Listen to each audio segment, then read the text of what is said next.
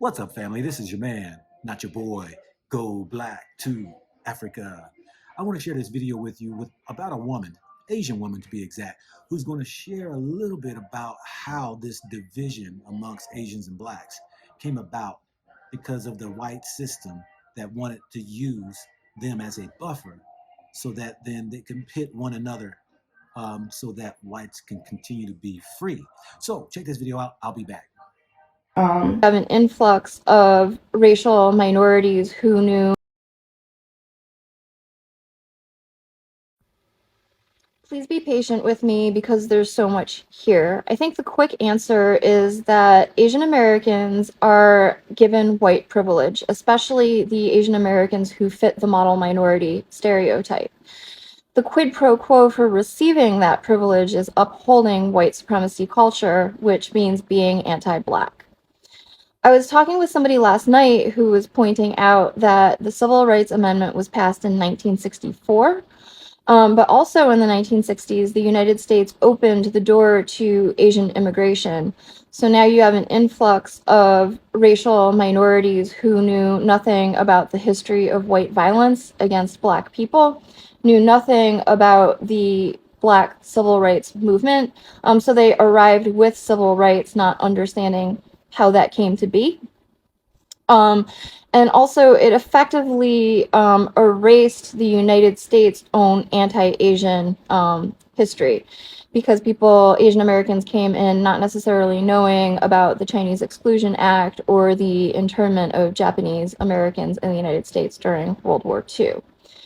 And I think that Asian Americans are used as a buffer between the Black community and the white community, because in the 1960s, there was almost a racial reckoning. The white power structure almost had to face accountability for the history of violence against Black people.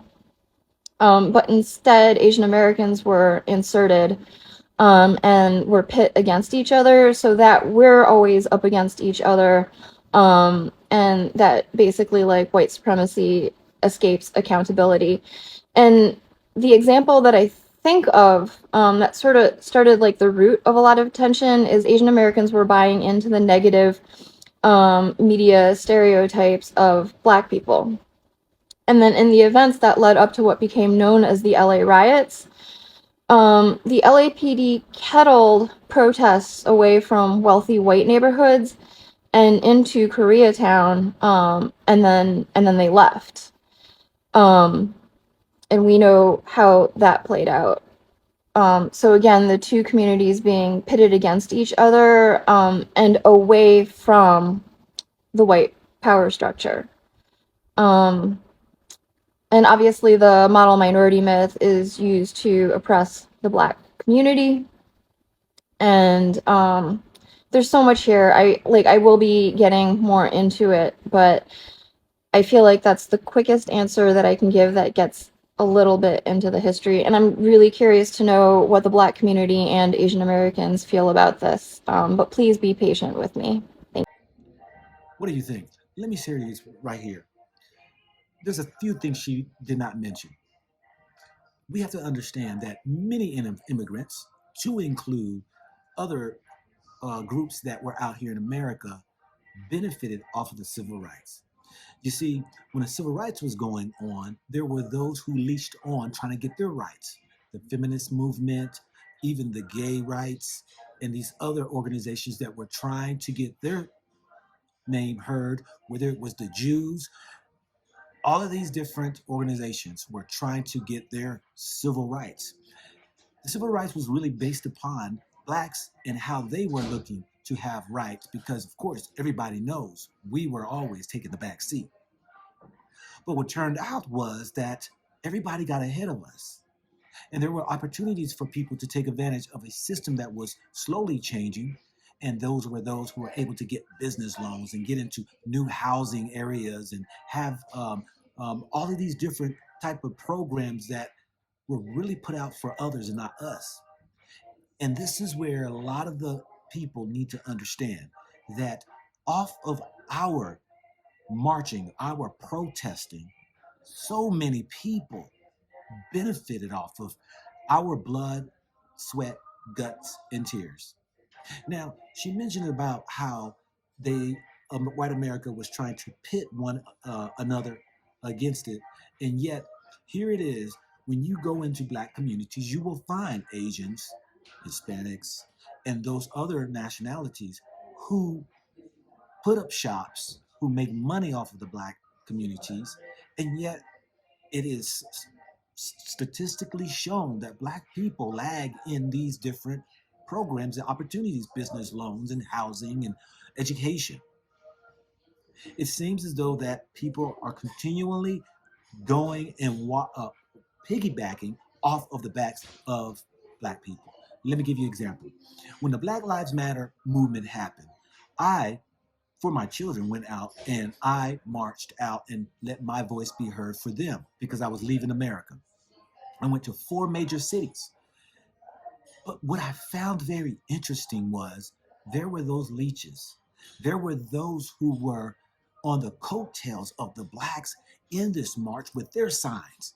The LGBT movement. I've seen senior groups. I've seen so many different groups trying to get their voice heard by a large movement for black people. You see, just like civil rights movement, everybody fell under the umbrella and the blacks got forgotten. Isn't that true how it is today? You have these presidents that can sign executive orders and bring up hate crimes, anti this and anti that, anti-Asian and anti-Semitic Semitism and all of these different things. But what anti do you have for black people? This is a big problem. And this is what many people who are moving to America have to understand. When we were going through the struggle, you all happened to come in and benefit. And yet we reap nothing. Every African, every Asian, every European who comes into America today, these laws were created because of us opening the eyes of the injustices, opening up these defined groups so that they can get whatever is rightfully theirs in a civil, rightful way. But we still don't get that. So I'm saying to every group that we do see now, the Japanese have written a letter to President Biden. We're having the Asian community starting to stand up. I am looking for the Jewish community to stand up because you all know what we went through was horrific like you went through. And these other groups that know this is not right. We must put the black people back in their rightful place where we are standing behind and everybody else is going through the door. We keep getting set back. Another example. You saw when the Haitians now last year were trying to come into America. What did America do when they saw the black faces? They put them on planes and returned them back. They only let just a few in that they could go ahead and verify. But who are now they're letting in? Busloads with cities are being inundated with these overflow of people coming into the country without any backlash, pushback. This is what we need to wake up to, family. Anytime the skin color gets black, we always got to go back. All of y'all who are benefiting in America, because we were the ones in the forefront marching while the police sick their dogs put us in prisons or jails with firemen hoses on us, being spit on and stones being thrown at us. We were the ones who were able to get the integration into the neighborhoods that many of y'all enjoy. Many of y'all are in the school systems that you all are enjoying, your children, based off of the blood, gut, and tears and the sweat that we went through. The Jewish community used to be walking with the black community, but because of them getting their civil rights, they forgot about the blacks, who we were arm in arm. And also the Asian, the Japanese, the Chinese, and all of them. Where are y'all at? Time for y'all to come back. This is your man, not your boy. Go black to Africa. Think about it, think about it, think about it, think about it, think about it, think about it.